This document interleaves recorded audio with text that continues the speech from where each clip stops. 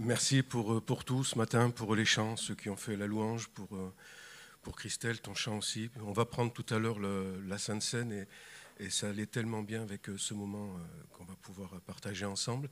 Et puis le témoignage d'Oleg, vraiment, où on peut prier même pour ce qu'il a demandé maintenant tous ensemble. Et puis je partagerai quelques instants avant ce repas ensemble. Seigneur, nous te bénissons pour ta présence ce matin, Seigneur, dans l'Église, dans nos cœurs, Seigneur. Merci pour la vie, Seigneur, qui circule, qui nous régénère, Seigneur, parce que comme on l'a chanté dans ta présence, Seigneur, il y a tout, toutes choses sont nouvelles, Seigneur. Merci pour ce que tu fais de nouveau aujourd'hui. Et ensemble, Seigneur, nous prions pour ces deux personnes que Oleg a rencontrées hier, pour ce musulman, ce chrétien, mais particulièrement, Seigneur, pour ce musulman, pour que tu puisses te révéler à lui, Seigneur, comme le Dieu d'amour, le Dieu avec qui on peut communier, Seigneur, le Dieu avec qui on peut avoir une relation, Seigneur. Vraiment, nous te l'apportons et que toutes les ruses du diable, Seigneur, puissent s'éloigner, Seigneur, pour qu'il puisse, au travers d'Oleg, Seigneur, rencontrer, peut-être après un coup de téléphone ou un nouveau rendez-vous, la foi, Seigneur, en toi, Seigneur Jésus-Christ. Amen. Voilà, on va partager tout à l'heure ce repas et je vais essayer d'être court. Enfin, je sais que j'ai tendance à être un peu long. C'est pour ça que Tania, souvent, elle m'envoie un texto, elle me dit 10 minutes. Hein. Donc, je vais essayer de respecter les 10 minutes. Il est 25, mais je pensais, ce repas, on voit ça en Matthieu, enfin, dans les 4 évangiles. En Luc 22, il est parlé donc de ce repas mémoire, en fait. Et je voudrais partager quelques instants sur la mémoire, sur le souvenir. Parce que Jésus, vous le savez, cette phrase, il dira « Faites ceci en mémoire de moi ». Alors je repensais, j'ai un petit peu regardé quelques passages que je vais lire assez rapidement, mais je me disais comment Dieu se souvient de nous. Il y a cette belle histoire qu'on voit en Matthieu 26 où il est dit que, vous savez, cette femme, Marie de Béthanie, qui va briser un vase d'albâtre et qui va répandre le parfum sur Jésus. Vous connaissez l'histoire, les disciples sont offusqués en disant on aurait pu vendre ce parfum qui a beaucoup de valeur, on en aurait retiré des sous. Donc eux, ils voient par les œuvres ce vase, mais Jésus dit arrêtez, ne lui faites pas de la peine. En Marc, il est dit elle a fait ce qu'elle a pu, et il dit c'est une bonne action qu'elle a fait vis-à-vis de moi. Et toutes les fois où cet évangile sera prêché, où l'histoire sera partagée, on se rappellera la mémoire de cette femme, ce qu'elle a fait. C'est incroyable quand même, je me dis depuis 2000 ans, combien de fois cette femme est venue dans des discours, dans des prédications, dans des partages. Jésus ne s'était pas trompé, c'est plus qu'une prophétie. Il l'a dit, c'est marqué dans les évangiles et les évangélistes l'ont écrit cette histoire parce qu'elle est importante. Elle a fait une bonne action en ma faveur, pour moi-même. Alors ma question c'était comment est-ce que Dieu se souvient de moi ? Alors je voudrais juste, je vais essayer d'être rapide, mais de lire deux passages au moins. Un qui se trouve dans les psaumes au chapitre 56. C'est David qui parle et à un moment donné il dit, tu comptes, au verset 9, tu comptes les pas de ma vie errante. Recueille mes larmes dans ton outre. Ne sont-elles pas inscrites dans ton livre ? Mes ennemis reculent au jour où je crie. Je sais que Dieu est pour moi. Vous voyez ce passage où il est parlé de ces larmes qui sont recueillies, ça fait référence en fait à une coutume où on recueillait les larmes et on les mettait dans un tout petit récipient pour se souvenir d'un événement. Et j'avais tendance à me dire que ce matin nous allons prendre ce repas et tous nous traversons des situations où nous sommes tous à une époque de notre vie, enfin chacun c'est très personnel, mais peut-être il y en a qui ont pleuré cette semaine, peut-être qu'il y en a qui sont au bord des larmes. Mais je voudrais vous dire, ou si vous avez pleuré, Dieu se souvient de vos larmes, c'est ce qui est écrit. Et le verset, parce qu'il continue, il dit « Mes ennemis reculent. Le jour où je crie, c'est pas « je crie, Dieu est pour moi », c'est où je crie « je sais que Dieu est pour moi ». Vous voyez, il y a une différence. Je peux dire, moi-même, dans ma vie, ça m'a frappé ce passage, parce que souvent, j'ai dit, oui, je sais que Dieu... Enfin, je sais, je ne le crie pas. Dieu est pour moi, vous savez, on l'entend. C'est quelque chose qui est dit tout le temps. Enfin, Dieu est pour nous. Mais ce matin, on parle aussi de ce repas, et on parle de la croix. Qu'on puisse aller peut-être prendre les éléments tout à l'heure en se disant, en fermant les yeux, quoi qu'on ait fait, vous voyez, c'est ça qui change les choses. C'est que moi, j'ai des ennemis dans ma vie qui sont de tout ordre. Maintenant, parfois je dis, ouais, Dieu est pour moi. Mais je ne dis pas, je sais, je ne crie pas, je sais que Dieu est pour moi. Vous voyez, savoir, c'est comme faire rentrer cette pensée en nous-mêmes, dans notre cœur. Il y a une petite différence, une petite nuance. Et puis je vais passer à Jérémie 31 parce que il dit, j'entends, c'est Dieu qui parle, j'entends les cris d'Éphraïm, j'entends Éphraïm qui se lamente. Et Éphraïm va dire, donc c'est l'homme qui parle, tu m'as châtié et j'ai été châtié. Comme un veau qui n'est pas dompté, fais-moi revenir et je reviendrai.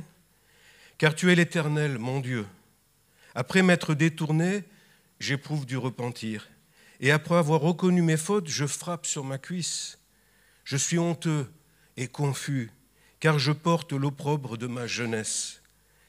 Et là, c'est Dieu qui va parler. Éphraïm est-il donc pour moi un fils chéri, un enfant qui fait mes délices? Car plus je parle de lui, plus encore son souvenir est en moi. Aussi mes entrailles sont émues en sa faveur. Ça parle de nous, ce passage. Enfin, ça parle de moi en tout cas. Vous voyez, j'ai hâte presque, j'aime ces moments où j'ai besoin de fermer les yeux et ce repas est important qu'on va prendre. Vous voyez, j'entends l'apôtre Paul qui dit en 2 Corinthiens 5, 19, il dit « Je vous en supplie ». Et on peut s'adresser à des non-croyants, soyez réconciliés avec Dieu parce que à cause de l'amour de Dieu, nous pouvons être réconciliés avec Dieu. Mais il dit ça aussi à des croyants. Peut-être que ce matin, il y a des gens qui ne sont pas... Enfin, oui, j'espère que tout le monde est réconcilié avec Dieu dans cette salle, mais on peut être aussi, vous savez, dans une sorte de, peut-être de bataille avec Dieu. Qui ne lutte pas avec le Seigneur? Qui? Une fois au moins dans sa vie, moi, c'est des centaines de fois où j'ai dû lutter. Mais je sais que j'entends Paul qui me dit, je t'en supplie, là, au moment peut-être où tu vas prendre ce repas, c'est un moment important, sois réconcilié avec Dieu de tout ton cœur, de toute ton âme, de toute ta force. Vous savez, je pensais à ce repas, je vais venir maintenant, juste je voudrais lire ce passage parce qu'il y a aussi un verset qui est important, Luc 22, Jésus dira, « J'ai désiré vivement manger cette Pâque avec vous. J'ai désiré vivement. » Dans d'autres traductions, il est dit ardemment. Donc c'était fort pour Dieu. C'est la dernière Pâque que je vais manger avant qu'elle soit accomplie dans le royaume de Dieu. Et elle a été accomplie peu de temps après, vous le savez, puisque c'est le lendemain que Jésus est allé à la croix. Je ne la mangerai plus. Et aujourd'hui, il y a un royaume. Le royaume de Dieu n'est pas sur terre. Mais dans le royaume de Dieu, la Pâque est accomplie. Et des fois, je me dis, mais quelle valeur! Je me sens tellement indigne parfois de devoir prendre ce repas. Vous savez, parce qu'on réfléchit, on raisonne. Vous voyez, quand je me suis converti, il y a longtemps, j'étais jeune, j'avais 17 ans, je me croyais bien. C'est vrai, peut-être à cause de la jeunesse, je ne voyais pas trop mes défauts. Je me disais, je suis quelqu'un de bien, enfin, je ne fais pas de mal. Et même, les gens me disaient, tu es plutôt quelqu'un de sympa. Tu es plutôt bien, quoi, dans la vie. Donc je me disais, ben oui, je suis bien. Donc le message de Dieu... Mais quand je me suis converti, c'est comme si Dieu venait de me faire passer dans un monde où je ne me trouvais plus bien. J'ai commencé à avoir la noirceur de mon cœur, vous voyez. Et quand les gens de l'église où j'étais venaient me dire « Tu sais, tu pourrais te faire baptiser maintenant », moi je leur disais non, parce qu'il faudrait d'abord que je m'améliore un peu. Maintenant que j'ai découvert la noirceur de mon cœur, ce que je suis, attendez, ne me demandez pas ça trop vite, il va falloir que je devienne meilleur. 3 mois, 6 mois, 1 an. Bon, au bout d'1 an, j'ai dit « Je vais me faire baptiser ».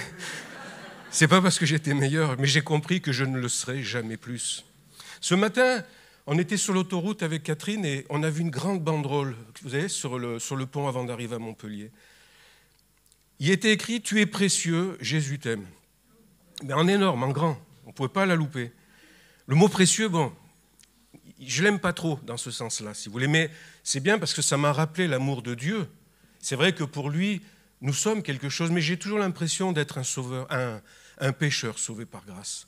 Et que ce qui est précieux, ce n'est pas moi, c'est Jésus-Christ qui est en moi. Je resterai un vase de terre tout au long de ma vie. Mais ce qui est important, c'est ce qu'il y a dans le vase de terre. Je suis fragile, je suis friable, mais Dieu m'a permis d'aller à lui. Alors, ouais, je me dis, mais Seigneur, tu es mort pour quoi, finalement? Pour des gens précieux? Non. Jésus est mort pour des gens qui n'en valaient pas la peine. Il faut le savoir, ça. Enfin, j'espère pas vous choquer en disant ça. Mais aujourd'hui, Dieu ne nous regarde pas comme ça. Parce qu'il nous regarde au travers... Le jugement est tombé sur lui, ça a été dit tout à l'heure. On pourrait parler du pectoral, je serai trop long après, les 12 pierres, le pectoral du jugement en Exode 28. Donc je ne veux pas parler de ça ce matin, mais le jugement est tombé sur lui. Et le souvenir de Dieu, il est même dit dans ce passage, ça sera pour toujours. Pour toujours, Dieu va voir ce pectoral, ces 12 tribus, ces 12 pierres, ça nous représente aussi. Il va voir le sacrifice du Christ, le jugement qui est tombé sur son Fils. Alors vous voyez, en Philippiens, il est dit que tout ce qui est vrai soit l'objet de vos pensées. Je me dis, voilà quelque chose de vrai. Il y a tant de choses qui sont fausses dans ce monde, tant de mensonges qu'on nous rabâche à longueur de journée, mais que Jésus soit venu en Judée, il a marché pendant 3 ans, il a vécu des choses. Vous savez, je me dis que Dieu, c'est le Dieu des brebis. Ça nous est dit comme ça. Il est venu, c'est le Dieu des brebis perdues. Il va dans le désert parce qu'on s'égare. Et il va mettre le temps qu'il faut pour nous retrouver. Et quand il nous retrouve, qu'est-ce qu'il fait? Il prend la brebis, il la met sur ses épaules. Et il se réjouit. Il est content, Jésus. Et il revient, il fait une fête et il dit, il y a plus de joie pour un pécheur qui se repent que pour 99 justes qui n'ont pas besoin de repentance. Voilà ce qui est notre Dieu. C'est pour ça qu'on va prendre ce repas là dans quelques instants. Pensez à ça. Si vous n'êtes pas réconcilié avec Dieu, qu'il y a une ombre, vous voyez, quelque chose qui ne se sait pas, attendez, on peut aller à Dieu. Ça, c'est vrai, on peut y aller quoi qu'on ait fait. On a lu ces passages. Il connaît toutes nos larmes. Il se souvient de tout ce qu'on a vécu de difficile. Il a vu tout ce qu'on a, tous nos manques, tout le trouble de nos enfances. Il a vu tout ça. Vous voyez, tout à l'heure, Catherine me disait une chose dans la voiture. Elle me disait peut-être il y a 2 pièges, 2 choses. C'est de croire que le diable n'existe pas. Parce que le diable, lui, veut nous éloigner de cette pensée. La croix, s'il peut nous éloigner de cet endroit, la croix, il y a une victoire tout le temps. Mes ennemis reculent le jour où je sais, où je crie, je sais que Dieu est pour moi. Quand est-ce qu'il a été pour moi? Il a été pour moi à la croix. Et c'est ce qu'on va célébrer tout à l'heure. Il a été pour moi ce jour-là. Que je puisse le crier encore. Et la deuxième chose, c'est de croire que Dieu ne nous aime pas. Mais je vous l'ai dit, il est le Dieu des brebis perdues. Voilà. Je suis venu pour les malades, je ne suis pas venu. Un médecin, il ne sert à rien quand on est en bonne santé. Jésus reste le médecin des gens qui sont malades. Voilà. Est-ce que je suis malade? Peut-être, même sûr. Et je serai malade, je pense, d'une maladie qui ne se guérit pas parce qu'elle est en moi. Il va falloir que je le rejoigne à un moment donné, que je sois dans sa présence, glorifié, voir ces choses qu'on ne peut pas discuter. Paul dit, je ne peux même pas vous en parler de ce que j'ai vu. Je peux pas, je n'ai pas les mots, ce n'est pas descriptif. Voilà. Il va y avoir un chant, on va pouvoir distribuer les éléments, puis je reviendrai et on pourra prier ensemble pour ce repas. Je vous remercie.